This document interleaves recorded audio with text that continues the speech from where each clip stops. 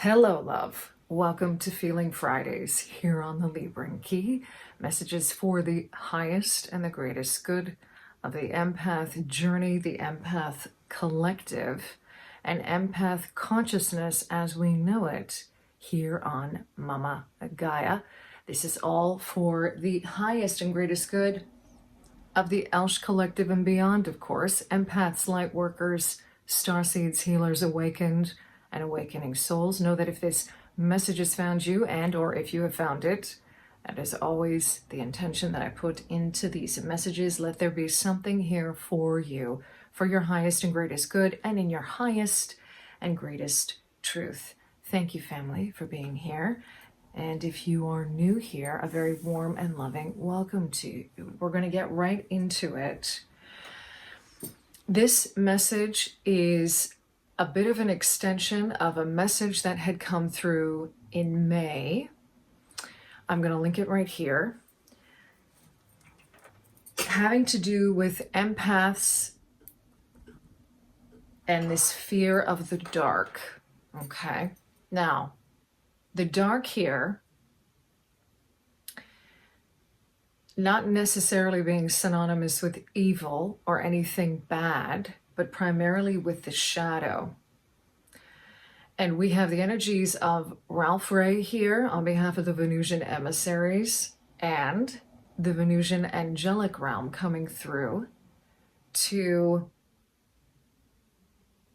expand upon this, to shed some light on this, okay?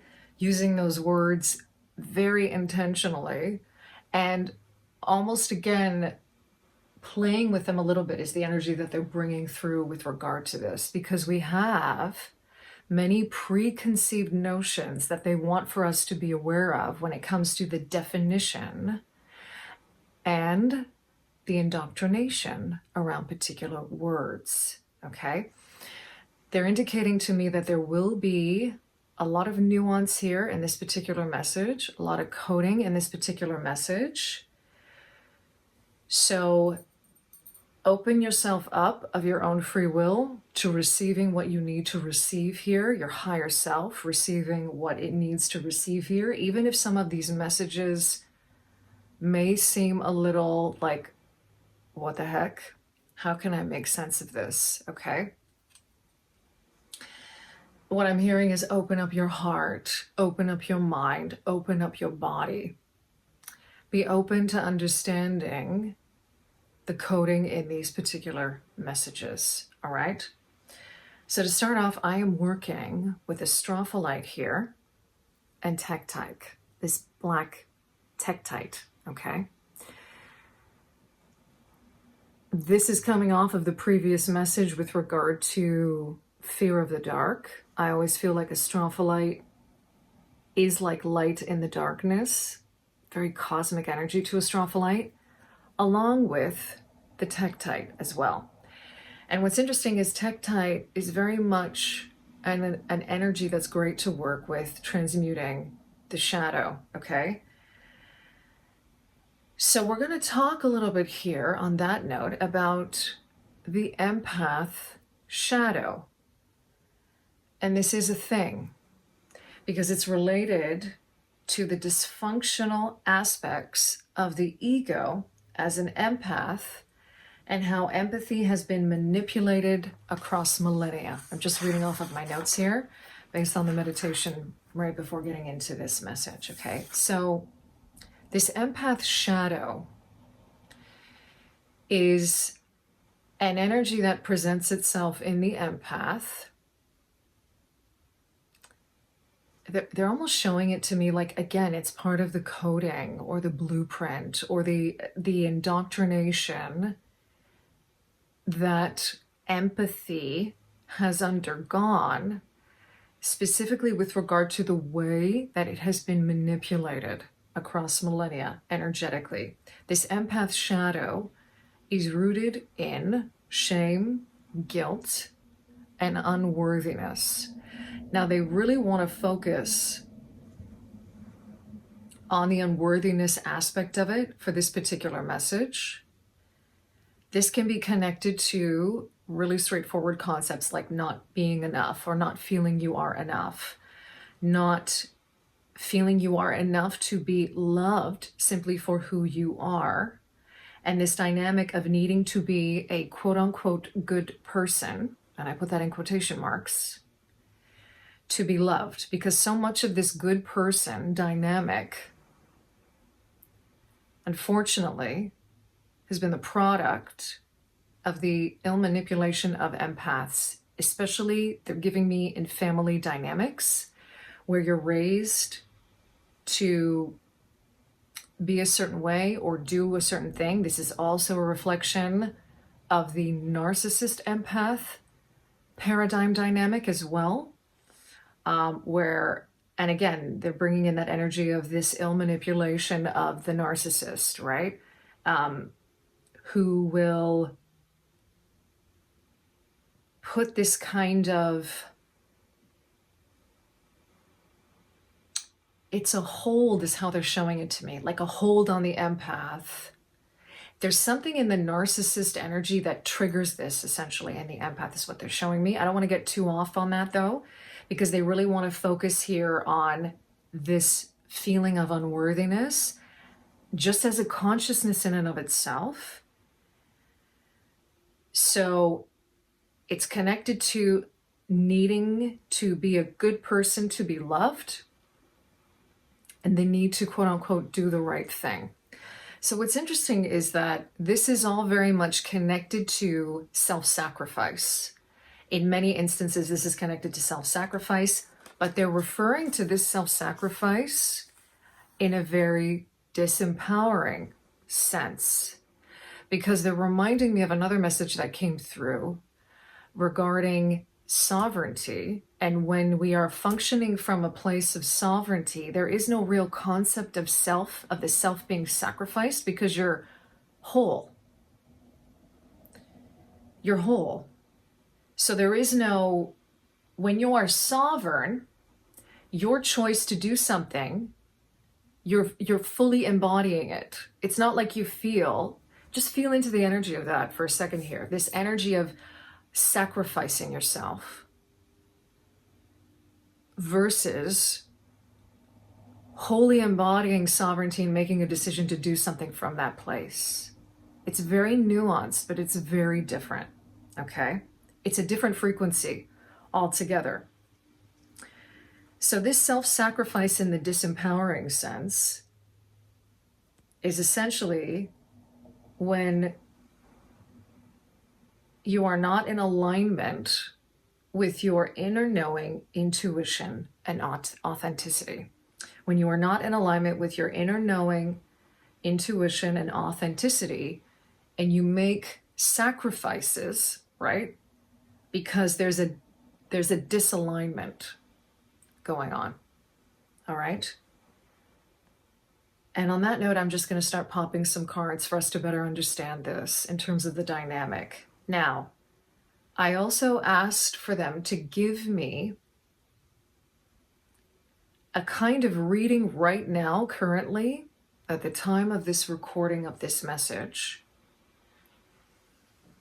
where the empath collective is in terms of their energy.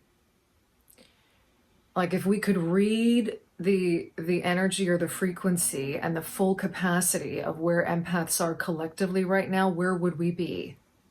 And I heard 60% capacity.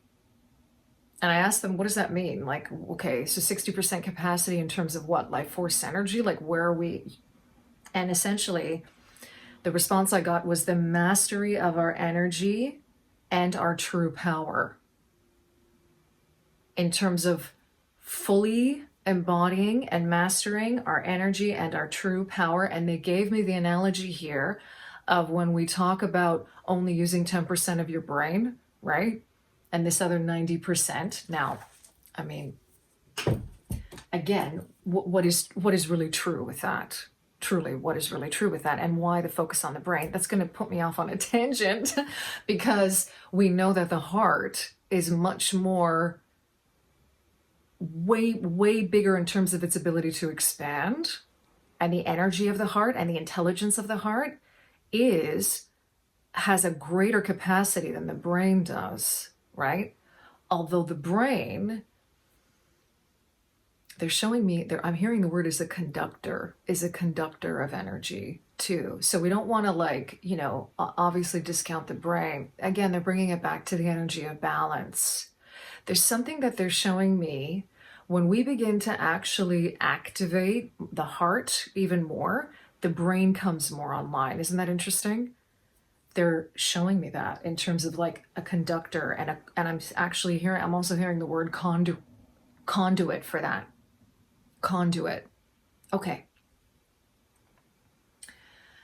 So this empath shadow and unworthiness, how might we better understand it? That's where they're going to lead us with this particular message. I'm asking through the Psychic Tarot Oracle deck and, of course, the Rose Oracle as well. We're going to start with that.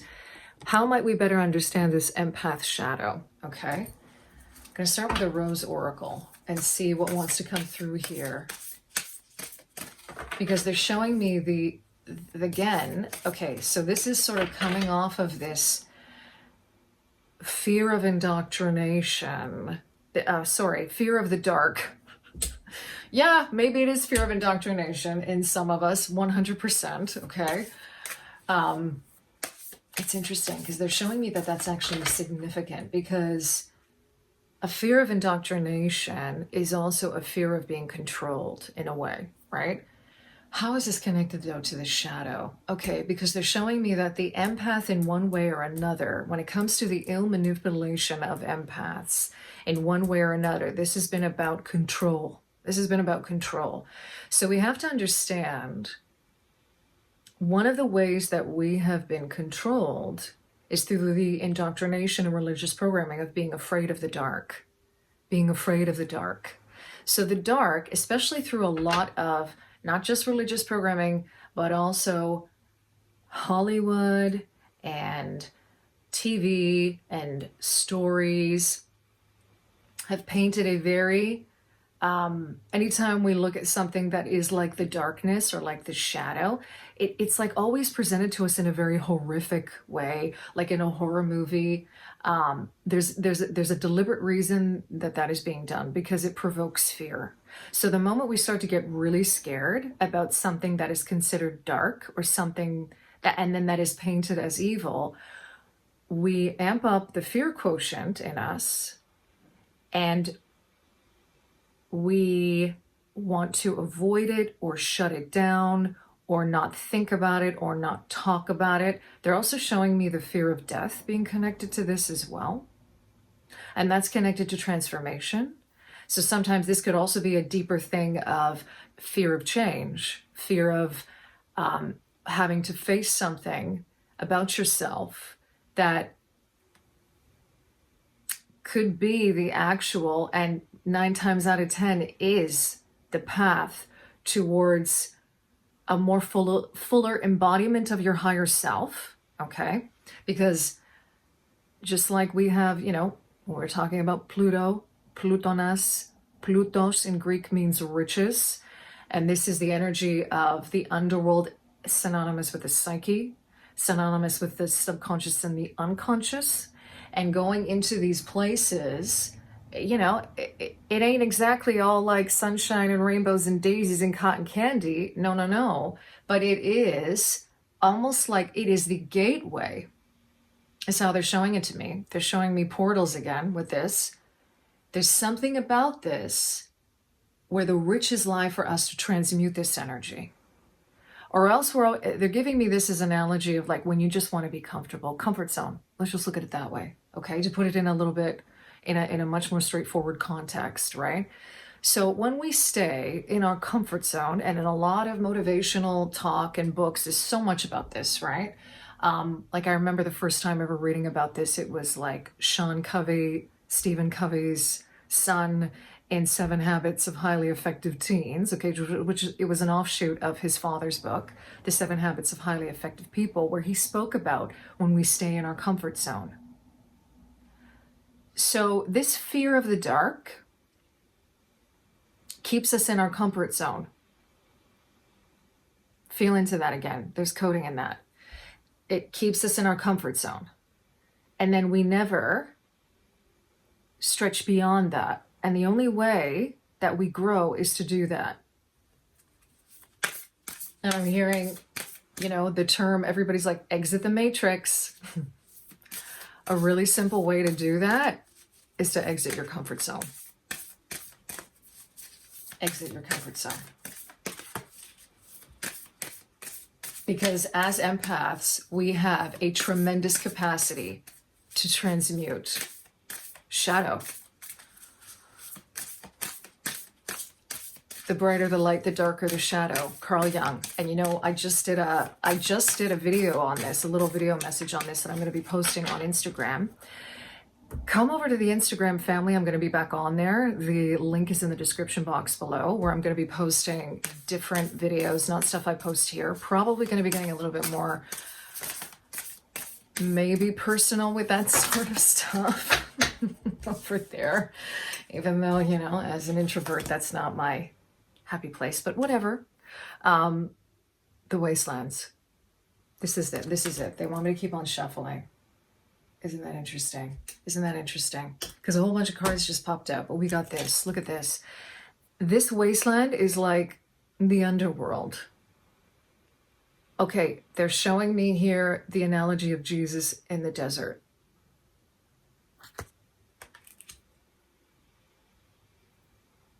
Jesus is the ultimate empath, just like Mama Gaia is. Okay.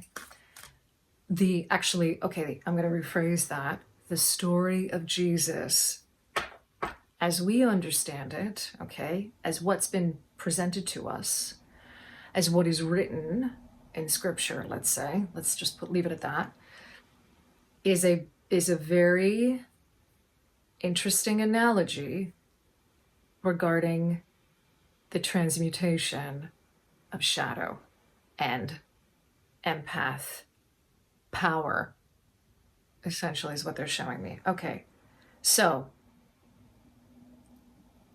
what I'm getting with this, a lot with the lineage of the rose is coming through with this as well, if that's resonating with you. There's a Gnostic aspect to this, and gnosis in general, the importance of gnosis within each and every one of us. Hunothisafton in ancient Greek, which is know thyself, okay? And I will also go as far as to say here, the next part of that is midanagan, nothing more. Gnosis is where it's at. Okay, so the Essenes are connected to this. To a certain degree, the Cathars have been connected to this lineage of the rose. Even the energies of the night in its highest octave. We get a lot of brotherhood of the rose energies coming through with that, kind of like the Knights Templar, but I'm not going to get too into that because there are there's spectrums there as well. Okay, so the wastelands, sustainability, slow down, tend to your garden. What I'm getting from this energy between the Venusians and the rose lineage is how integral this is to journey into the wastelands, to go into the desert, whatever that means for you,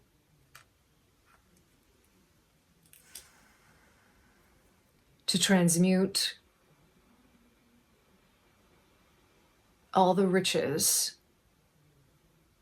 Actually, I should rephrase that because I'm getting pieces of it coming through.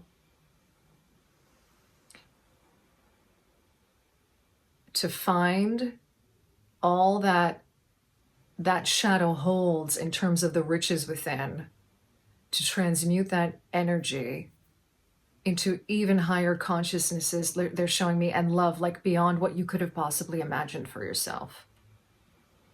And to really understand that this fear of the dark has been done deliberately.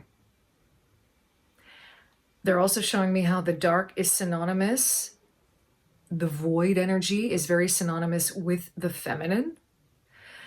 So anytime we start hearing about like obliterating darkness, okay? because darkness is not synonymous with evil. Just be aware of that. Be aware of that is what they're showing me. Just feel into that energy. Be aware of that, because it's like another kind of programming or indoctrination is what they're showing me, that is very,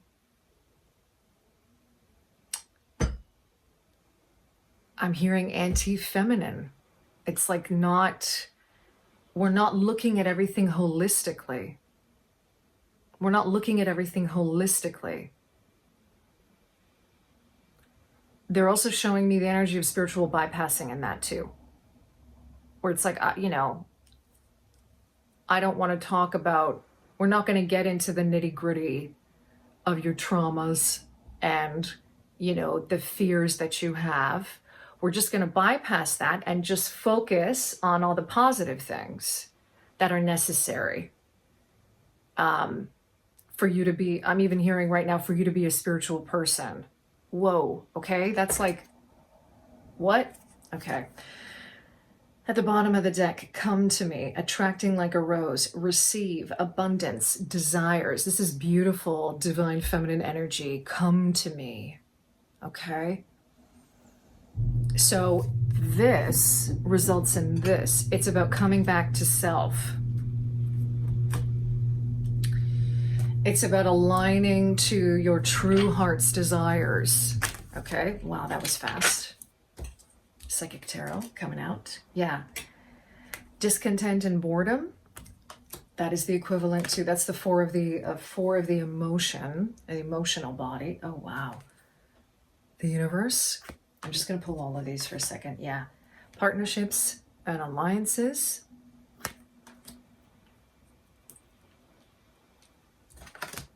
And spiritual union. Oh my. Okay. And we've got triumph and success at the bottom of the deck. Okay.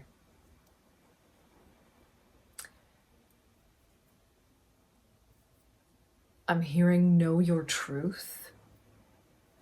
This goes back to discernment. I always feel this is Archangel Michael whenever I see the Ace of Swords. Truth and discernment. Actually, what's interesting is they're showing me the energy of Archangel Michael. Archangel Michael being a spiritual warrior kind of energy.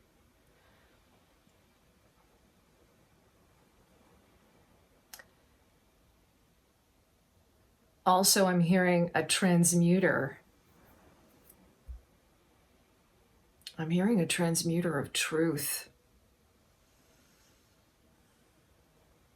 Truth transmissions. Okay. There's a law coming through with this. So,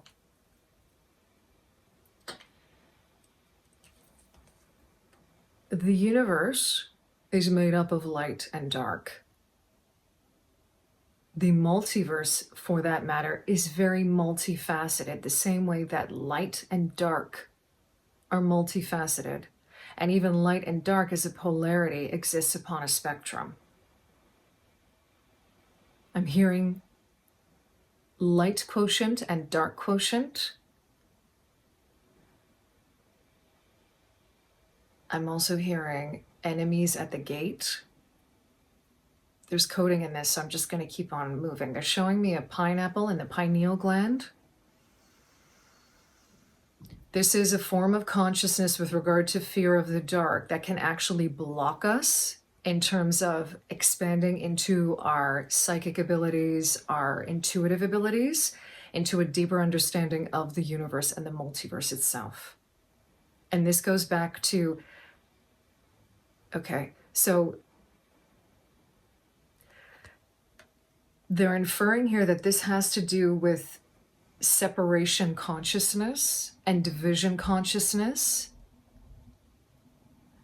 as we go further down the levels of separation in terms of when, how, and when we incarnate. And this is a part of that process, because the number 21 here is really sticking out with regard to it reducing to a 3. And I keep on hearing creation with that.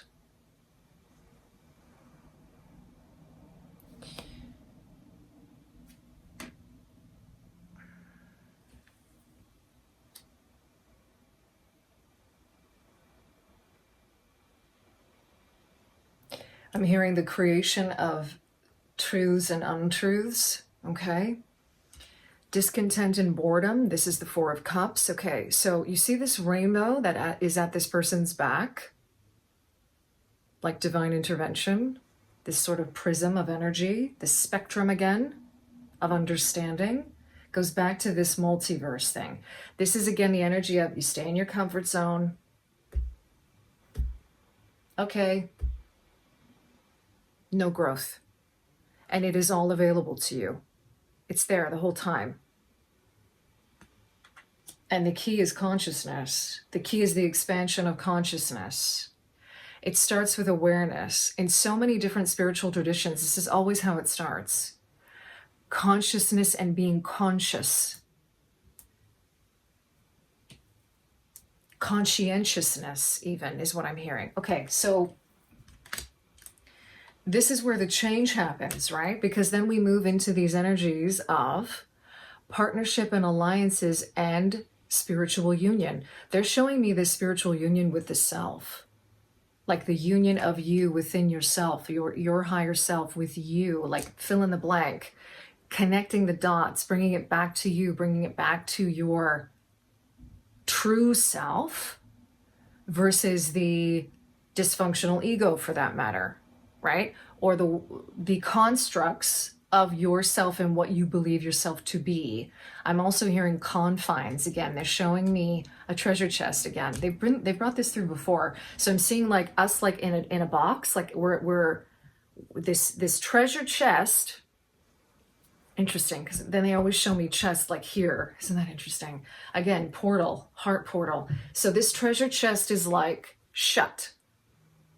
Oh, and they're also giving me the analogy again of Pandora's box. Okay.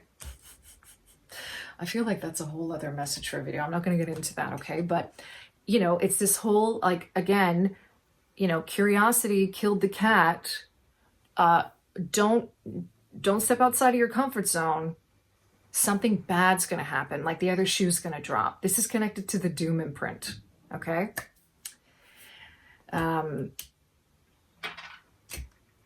I know that Sarah Caldi is a really good thing on that with the doom imprint, because it's all connected to this. It's at a deeper level it is, okay? Okay, so with this partnership and alliances, this is that energy. Again, it's a 3 coming through here. That's an energy here of, again, union. Okay, we got like a double message here within the energy of the body in terms of, this is like the 3 of Wands. So we're talking about spirit here, your spark. And the emotional body. So you got to think about it like energetic body, emotional body. These are connected. And they are very, very much emphasizing here how this is a reflection of your inner connection to the outer. So how that gets mirrored, right? Because we've got a lot of mirroring energy kind of going on here. This is an energy of, again, how attuned you are and aligned you are to your soul and how you embody that then gets reflected in the unions that you create for yourself externally, which really, it's so fun. They're showing me they're not actually external, it's internal and back again, because we are all one. We are all one. This is a path back to oneness. This is a path back to oneness. Integration. I'm even hearing individuation, right? If you're familiar with Jungian psychology, all of that. They're showing me this as well. Yeah, fulfillment of wishes. They want me to pick up fulfillment of wishes, 9 of Pentacles, and the treasure chest. Oh my goodness, it's right there. It's right there. Yeah. This portal of energy and the 9 closing out a cycle again, okay? All of this is aligned when that happens. Yeah, 3rd eye chakra. The number 6, the 6th chakra in the body, right? Goes back to earlier talking about like an actual deliberate, how this can deliberately put a kind of veil or a blockage in some way over the third eye. Okay, I'm going to end it there. This is a big message. Obviously, there's a lot to digest in it, I feel. And there are things that they definitely moving forward want to touch upon with regard to this, okay? Please leave a comment down below. Thank you for all your likes, your shares, your comments, for being here, family, for sharing your time and your energy with us in this space. I'm sending you so much love wherever you are, in love and liberation, always.